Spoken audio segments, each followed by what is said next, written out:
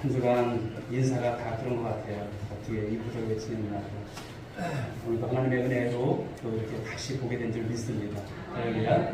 항상 하루를 맞이할 때마다 참 하나님 앞에 감사하죠. 모든 것이 하나님의 은혜고, 오늘도 저 앞에 무엇보다도 우리가 예배에 함께 할 수 있는 것은 하나님의 축복인 줄 믿고요. 하나님의 기적인 줄 믿습니다. 오늘도 주시는 말씀 속에 큰 은혜가 넘치는 이 시간 될 수 있기를 간절히 소망합니다. 자, 오늘 말씀의 제목은 기억하시는 하나님과 우리의 겸손이라고 하는 말씀의 제목으로 은혜를 나누고자 합니다. 사람이 나이가 들어가면서 떨어지는 것들이 있어요. 능력도 떨어지고 또 힘도 없어지고, 그렇죠. 그 중에 하나가 기억력이 떨어진다는 거예요. 내가 옛날에는 안 그랬는데 기억력이 떨어져. 오랜만에 어느 날 지인을 만났는데 얼굴은 알겠는데 이름 석자가 생각이 안 나요. 그렇죠. 또 어떤 대화를 나누는데 마땅한 단어가 생각이 나지 않아요. 어떤 문장이 생각이 나지 않아요. 여러분들도 되게 그러실 것 같아요. 저도 조금씩 깜빡하더라고요. 어쩔 수가 없는 것 같아요. 또 인생을 살아가면서 누군가 나를 잊지 않고 기억해 줄 때 참 그것처럼 감사한 일이 없더라고요. 지난 주간에도 또 제가 오랫동안 또 이렇게 기도로 소개통했던 분이 한 10몇 년 지나서 또 이렇게 찾아왔어요. 얼마나 감사한지. 그렇죠. 우리가 찾아보고 찾아주고 그게 참 좋은 것 같습니다. 근데 반대로 나는 분명히 저분이 누구인지를 기억하고 있는데 그분과 악수를 나눴는데 그분이 나를 기억하지 못하고 누구세요? 그렇게 말한다면 아마 적지 않은 그런 당혹감이 있을 것 같습니다. 나는 괜찮겠지 하지만 장담할 수 없는 것이 우리 인생이고요. 나이가 들어가면서 우리에게 있어서 그 기억을 이렇게 생각해 볼 수가 있어요. 장담할 수가 없더라고요. 그렇지만 우리 하나님은 어떤 하나님이실까요? 하나님도 가끔 깜빡되시고 그래? 너가 언제 그때 만났었니? 혹시 그렇게 말하신다면 여러분 그런 하나님 우리가 믿고 있을까요? 아니죠. 사랑하는 여러분, 우리 하나님은 기억하시는 하나님이신 것을 믿으시기 바랍니다. 우리가 어떤 상황에 있어도 어떤 처지에 있어도 하나님과 나와의 사이 속에서 맺어진 그 여러분 그 약속은 분명히 하나님께서 기억하시고요. 우리는 세상 끝날까지 성경이 말씀하는 것처럼 임만하시겠다, 떠나지 않겠다 말씀을 주십니다.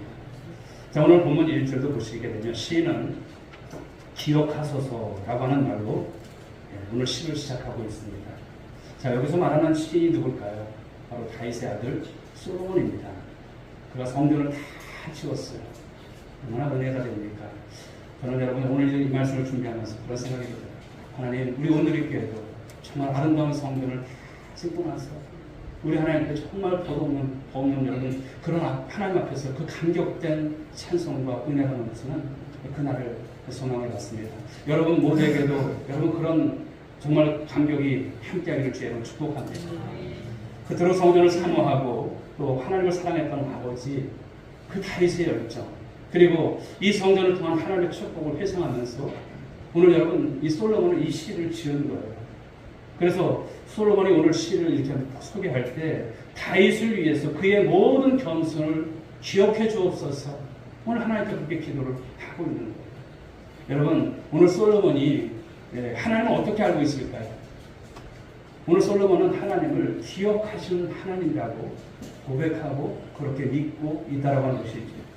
자, 그렇다면 이 하나님께서 기억하시는데 무엇을 기억하실까요? 언약을 기억하시는 하나님이라고 할 점입니다. 우리 레위기 말씀 26장 42절인데 빨리 찾아보신 분들 한번 찾아보십시오. 레위기 26장 42절. 여기 이런 말씀이 있어요. 내가 야곱과 맺은 내 언약과 이삭과 맺은 내 언약을 기억하며 아브라함과 맺은 내 언약을 기억하고 그 땅을 기억하리라. 기억하리라. 하나님께서 아브라함과 이삭과 야곱 3대 족장이죠. 이 믿음의 조상들이었던 그들과 언약을 맺으셨어요. 그런데 430년 동안 애굽에 종살이하던 이스라엘 백성들을 어떻습니까?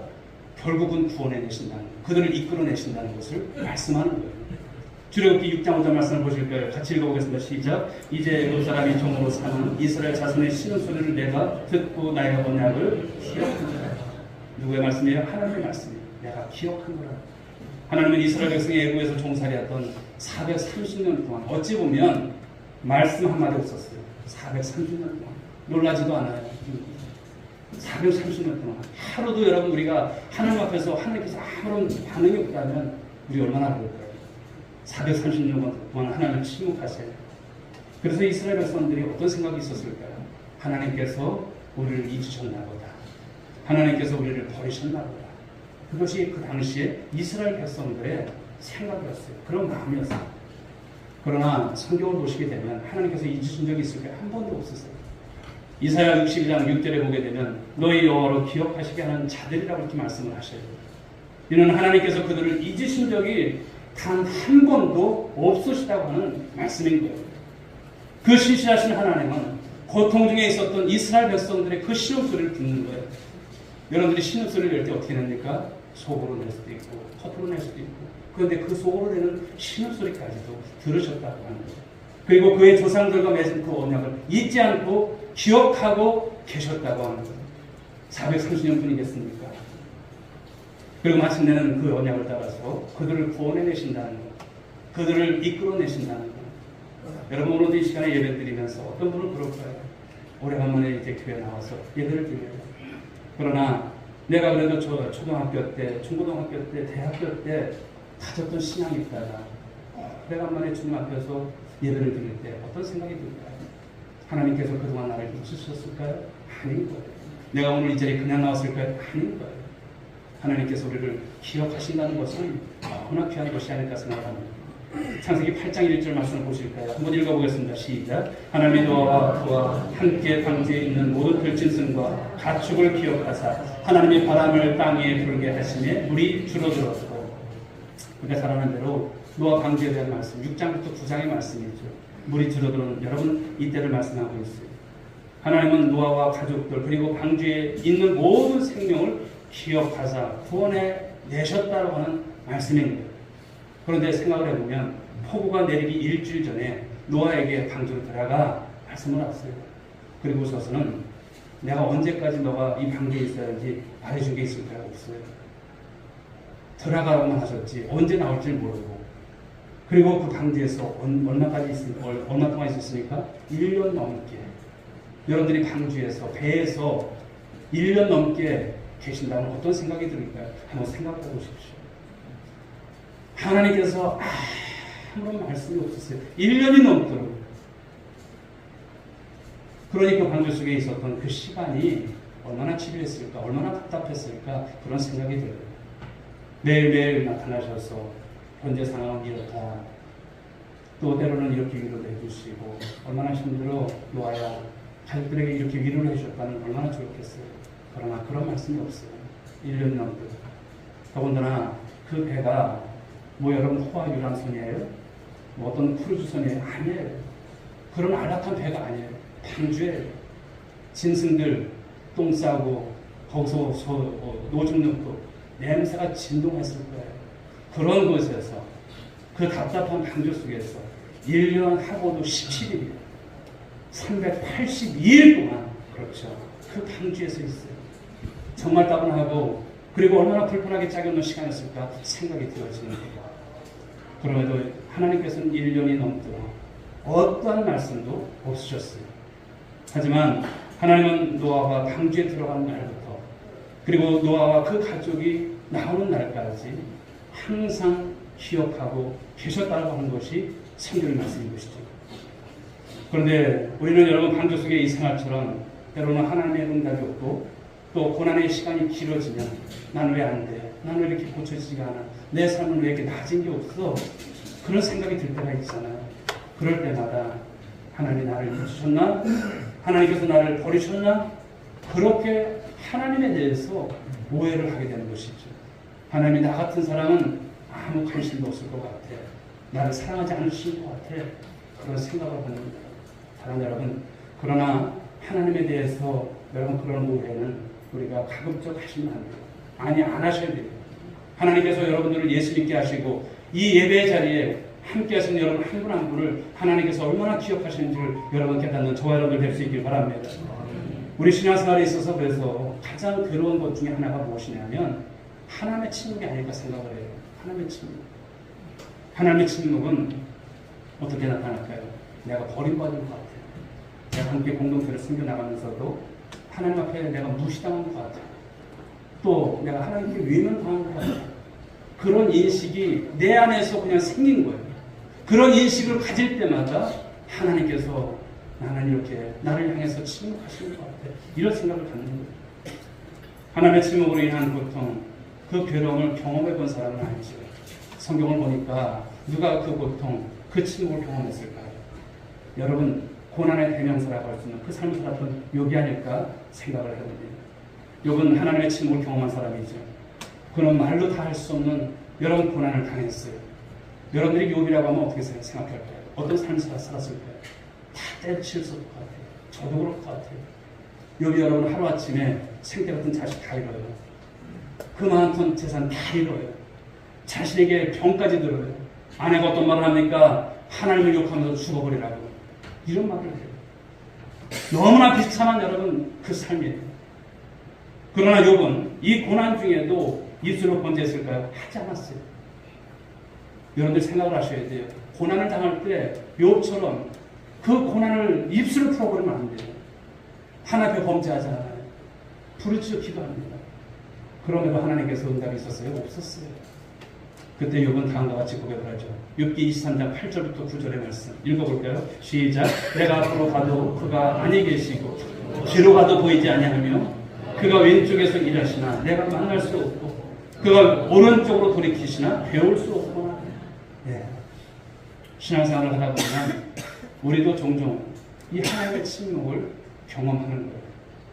그러나 하나님께서 침묵하신다고 해서 하나님께서 우리를 결코 잊으신 것일까요? 아닙니다. 하나님께서 침묵하신다고 해서 우리를 버리신 것일까요? 결코 아닌 거예요.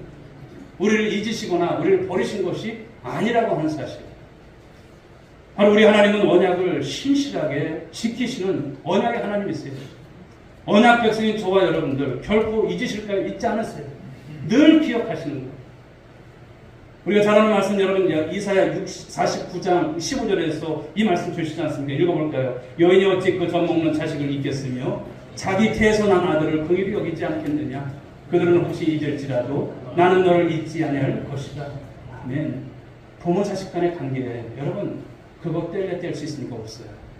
부모는 혹시 자식을 잊을지라도 이것이 오늘날 여러분 세태예요.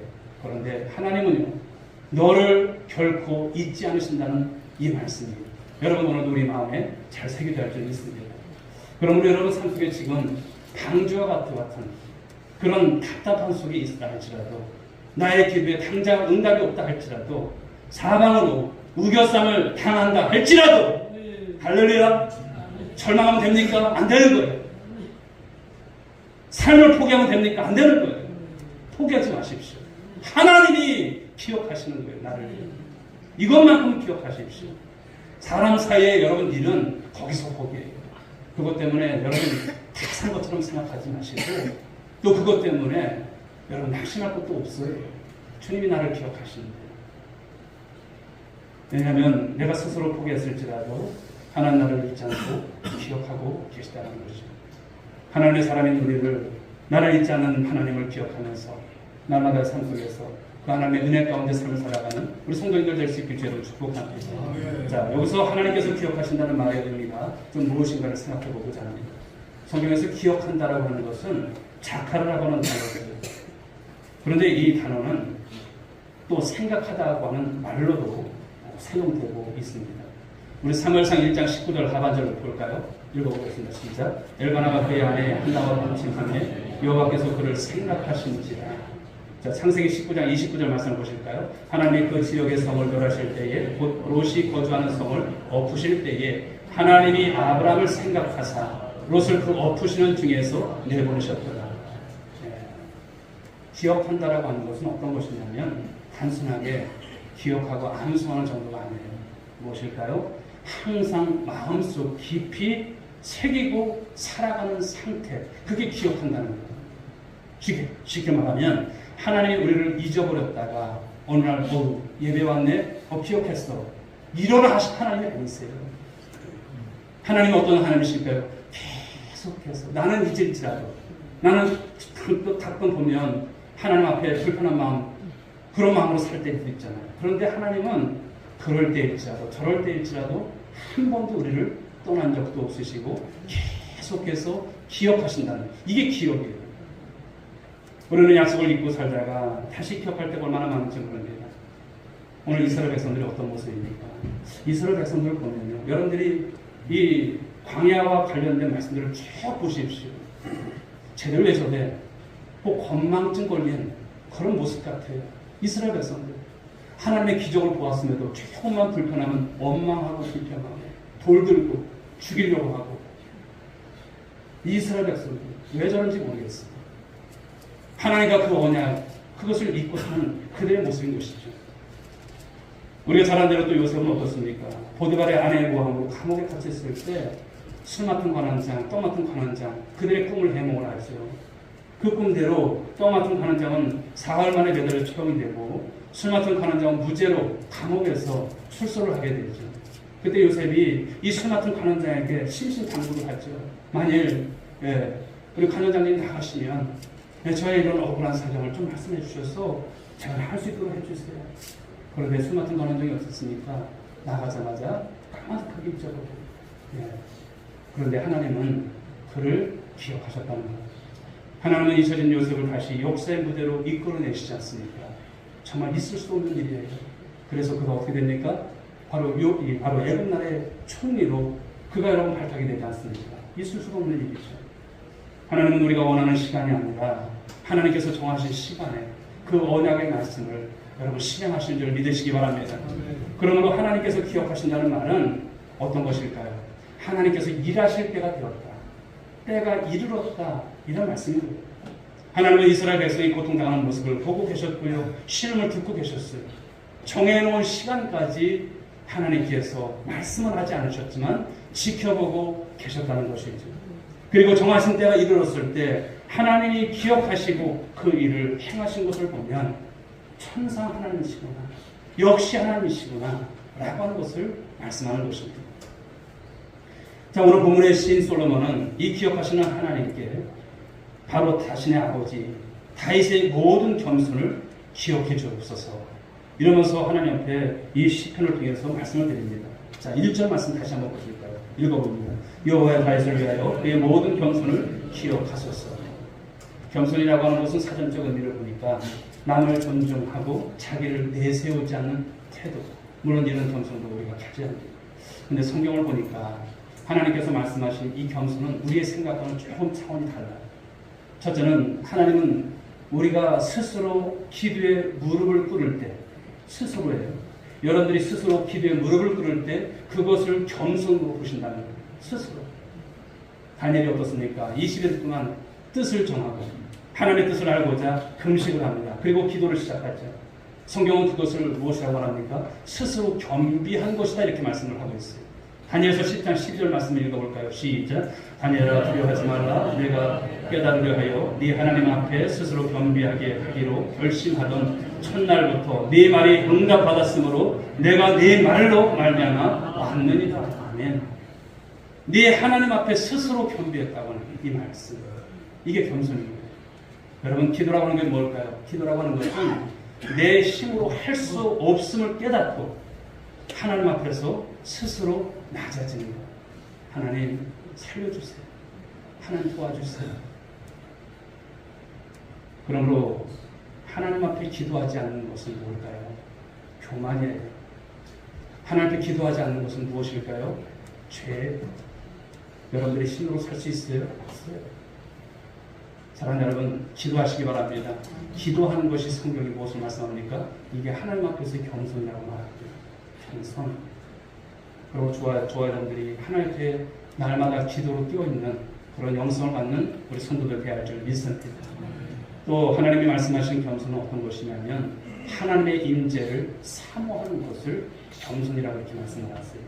오늘 본문에서 다윗의 아들 솔로몬이 다윗이 선했던 것을 말하고 있어요.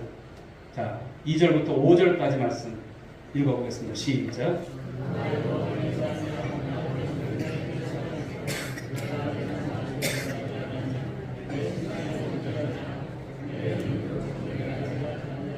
내 눈꺼풀로 졸게하지 아니하기를 여호와의 초소 곧 야곱의 전능자의 성막을 발견하기까지 하리라. 아멘. 다윗은 하나님의 인재를 상징하는 이 언약궤를 발견하기까지 집에 들어가지도 않겠다. 침상에 올라가지도 않겠다. 그리고 더 나아가서 잠을 자지 않겠다. 이런 다짐이에요. 우리가 잘 아는 것처럼 구약시대 언약궤, 이 법궤라고 하는 것은 바로 하나님의 인재를 상징하는 거예요. 왜? 하나님은 영이시잖아요. 영이시기 때문에 사람의 눈에 보이지 않아요. 그런데 하나님께서, 이 영이신 하나님께서 내가 너희들과 함께 하는 거야. 이렇게 하면서 상징적으로 보여주신 게 뭡니까? 만드신 게 뭡니까? 언약궤예요. 그런데 사무엘상의 말씀을 보게 되면 이 지성소에 안치되었던 이 언약궤를 엘리 제사장의 아들 홈리와 비나스가 블레셋과 전쟁에서 이곳 있으면 우리가 이길 것 같아요. 그래서 그 언약궤를 대동해서 전쟁에 나갔죠. 그런데 어떻습니까? 언약궤가 있음에도 불구하고 무참하게 패배하는 거예요. 영적으로 타락한 이 홈리와 비나스의 행악을 하나님께서 꾸짖으신 것이죠. 더군다나 여러분 그들은 어떻습니까? 이 언약궤마저 블레셋 군대에게 빼앗기고 마는 수모를 당합니다. 하지만 이 언약궤가 이제 블레셋, 바로 이 다곤 신당에 들어갔는데 바로 이 다곤의 목이 부러지게 되고 또 블레셋 땅에 재앙이 임하게 되자 6개월 만에 블레셋 사람들은 이거 있으면 안 된다. 이거 부정한 거다. 그러면서 이스라엘에게 돌려보냈죠. 그 다시 돌아온 법궤가 20년 동안 어느 집에 있냐면 아미나답이라고 하는 그 집에 이제 있게 됩니다. 오늘 본문 6절 말씀을 보게 되면 읽어볼까요? 6절 말씀 읽어보겠습니다. 시작. 우리가 그곳이 에브라다에 있다 함을 들었더니 나무 밭에서 찾았더라. 나무 밭에서. 그렇죠. 드디어 언약궤를 찾았는데 20년 동안 그냥 방치되어 있었다고 하는 거예요. 언약궤가. 그 누구도 하나님의 언약궤에 대해서 관심을 갖지 않았어요. 사울왕도 그리고 선지자였던 바로 사무엘조차도 언약궤를 생각하지 못했어요. 그런데 오직 누구만? 다윗만큼은, 다윗은 이 언약궤를 생각했다는 거예요. 그리고 왕이 되자마자 가장 먼저 이 하나님의 인재를 상징하는 이 언약궤를 찾아요. 관심을 갖는 정도가 아니죠. 언약궤를 찾기까지, 집에 들이기까지 침상에서 잠을 자지도 않겠다며 하나님 앞에서 서원까지 하는 다윗의 이 열정을 보십시오. 이것을 보면 다윗이 하나님의 인재를 상징하는 이 언약궤를 얼마나 많이 중요하게 생각하고 얼마나 사랑했는지를 알 수 있는 여러분 그런 대목이죠. 여러분 이것이 바로 오늘 본문에서 나오는 하나님 앞에서의 겸손이에요. 이런 겸손, 이런 사모함. 오늘 여러분 하나님의 인재의 이 중요성을 모르고 사모함 없이 신앙생활하는 분들이 계세요. 언약궤는 아미나답의 집에도 있었고 오베데돔이라고 하는 집에도 있었어요. 아미나답의 집에서 20년, 그리고 오베데돔의 집에서는 석 달 동안 있어요. 결과적으로 보게 되면 아미나답의 집에서는 아무런 복이 없었어요. 복 받았다는 얘기가 없어요. 그런데 이 오베데돔의 집에서는 이 언약궤로 인해서 엄청난 복을 받았다는 것이 성경의 말씀이에요. 역대상 13장 14절 말씀 한번 볼까요? 읽어보겠습니다.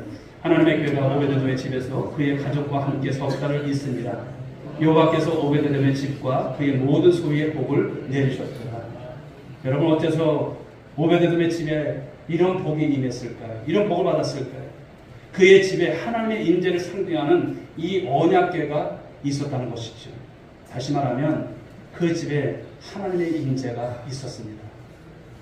하지만 아미나답의 집에서 20년 동안 세수는 더 많지 않습니까? 20년 동안 있었지만 복을 받지 못했어요. 하나님의 인자가 얼마나 중요한지 모르니까 20년 동안 어떻습니까? 그냥 방치해버린 거예요. 방치해버린 거예요. 그냥 있는 게 중요한 것이 아니죠. 자, 이것을 생각해보면 우리가 예배를 오랫동안 얼마만큼 오랫동안 드리고 신앙생활을 얼마나 많이 했느냐, 이것이 중요한 것이 아니에요. 오늘도 이 시간을 예배를 통해서 우리 하나님께 드리지만 예배를 어떻게 드리는가, 신앙생활을 어떻게 했느냐가 더 중요한 대목임을 알 수가 있는 것입니다. 이럴 때 우리가 드리는 이 예배에 하나님께서 임재하지 않는다면 의미 있습니까? 의미 없어요. 그냥 마당만 밟고 가는 거예요. 그런 예배자가 되면 안 돼요. 하나님을 예배하는 이 시간, 주님께서 이 시간, 이 자리에, 이 예배 자리에 임재하지 않는다면 우리의 예배는 예배가 아니라 종교의식이에요. 그러므로 우리는 그런 종교의식을 치고는 종교인 되면 안 되는 것이죠. 하나님의 인재를, 하나님 이 예배를 통해서 하나님 영광 받아 주옵소서. 그런 사망을 가지고 우리 하나님께 드려지는 성도들이 될 수 있길 간절히 축복합니다. 자, 또 하나님께서 말씀하시는 이 겸손은 어떤 것이냐면 하나님의 임재 앞에서 우리가 예배를 드리는 것을 말씀하는 거예요. 예배를 드리는 거예요.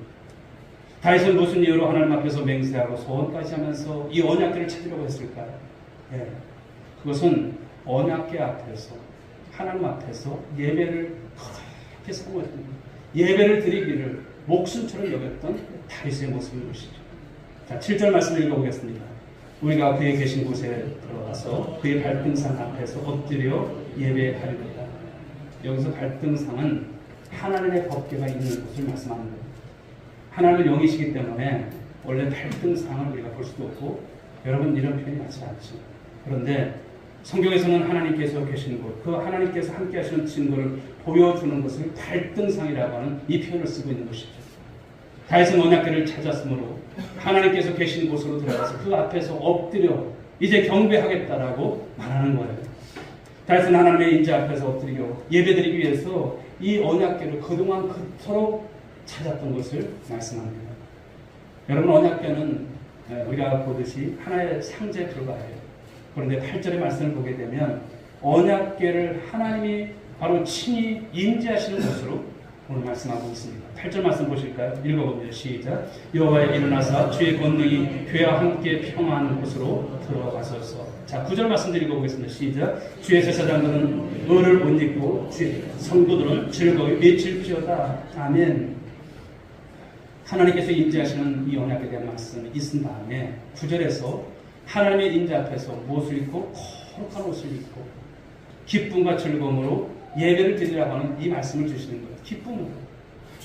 실제로 여러분, 다윗은 언약궤 앞에서 어떻게 예배를 드립니까? 모든 악기를 동원하고, 그리고 이 찬양의 사절을 아주 성대하게 기쁨으로 드려졌던 모습을 보는 거예요. 예배를 드릴 때마다 사랑하는 여러분, 예배가 이러쿵저러쿵 하지 마세요. 예배는 하나님께 드리는 거예요. 내 마음과 정성을 다해서 하나님께 드리는 거예요. 예배를 평가하지 마세요. 누구를 평가하지 마세요. 그것이 가장 안 좋은 형태예요. 하나님께서 기뻐받으시면 나도 소중하면 저 사람도 소중한 거예요. 예배는 하모니를 이루는 거예요. 우리가 온전히 주님을 높여드리는 거예요. 이것이 하나님께서 성경을 통해서 보여주신 다윗의 장막인 것이죠. 사랑하는 성도 여러분, 무엇이 하나님 앞에서의 겸손일까요? 제사장이 주의 옷을 입고 바로 예배 자리로 나아간 이 모습처럼 왕 같은 제사장으로 부름받은 저와 여러분들, 이제는 내 의가 아니라 바로 주의 의를 힘입어서 예배 자리로 나가는 겸비한 성도들 될 수 있길 저는 축복합니다. 그 거룩하신 하나님의 임재 앞에서 우리가 엎드려 경배하는 것이 신자의 참다운 겸손임을 말씀하고 있습니다. 우리 모두도 오늘 다윗처럼 이 기쁨과 즐거움으로 하나님을 예배할 줄 믿습니다. 사람을 의식하지 않았던 다윗, 오직 하나님만 바라보며 예배를 드렸어요. 얼마나 기뻤는지 자신의 옷이 벗겨지는 줄도 모르고 춤을 추며 하나님을 찬양했어요. 이것이 바로 하나님 앞에서 겸손한 자의 여러분 모습이 아닐까요? 나의 의가 아닌 오직 주의 의를 옷 입고 하나님의 임재 앞에서 기쁨과 이 즐거움으로 예배를 드리는 바로 이것이 하나님 앞에서의 겸손임을 늘 기억하시고 그런 삶이 될 수 있기 바랍니다. 하나님보다 사람을 의식했던 아내 미갈, 왕으로서 품위 좀 지키시지. 왜 이런 것으로 구설수를 만드냐. 품위를 떨어뜨리고 하면서 다윗을 비난했던 여러분, 그 미갈을 꼭 생각하세요. 평가했어요. 왜 구설수 만드냐. 이 일로 인해서 미갈은 어떻습니까? 죽는 날까지 아이를 낳지 못하는 그런 여러분 삶을 살아갔던 모습을 성경은 말씀하지 않습니까? 진정 바라기는 저는 그래요. 우리 성도님들이 미갈과 같은 존경이 아니라 다윗과 같은 정말 진정한 예배자로 하나님 앞에 드려지는 우리 성도들이 될 수 있길 저희는 축복합니다. 다윗처럼 하나님의 임재를 사모하고 그 임재 앞에서 기쁨으로 예배를 드리는 하나님 앞에서 어떤 자, 교만한 자가 아니라 겸손한 자. 오늘도 이 자리에 내가 나오고 싶어서 나온 것이 아니잖아요. 그냥 은혜인 거예요. 그러면 우리가 환한 모습으로 그렇게 예배드리는 모습은 왜 못 드립니까? 마음에 상함이 있습니까? 그런 모습이 아니에요. 내가 하나님을 만난다는 여러분 간절한 상함이 있을까요? 오늘도 옥주로 나온 것이 아니잖아요. 그런 모습 속에서 다윗의 겸손이 나의 겸손이 되어져서 주 앞에 기도하시고 또 하나님 앞에 그 임재를 사모하시고 그 앞에서 예배드리기를 힘쓰시는 그런 모습으로 여러분과 살아간다면 하나님께서 여러분들을 더 기억하실 줄 믿습니다. 그렇습니다. 오늘 말씀 주신 것은 그래요. 하나님은 여러분들을 기억하신다는 것. 그리고 우리가 가져야 될 모습이 무엇일까요? 겸손이라고 하는 것. 기억하시는 하나님, 우리의 겸손이 아우러져서 하나님의 모든 영광을 올려드리고 또 하나님께 우리가 정말 쓰임받은 그런 인생으로서 주 앞에 드려지기를 주님의 이름으로 축복합니다. 기도하겠습니다. 하나님 아버지 감사합니다. 기억하시는 하나님이심을 다시 한번 깨닫습니다. 우리는 하나님을 잊을지라도 하나님이 한 번도 우리를 잊지 아니하셨다고 하는 것을 깨닫는 우리 모든 성도들 되게 하여 주옵소서. 오늘 다윗은 성전 건축을 이루지 못하지요.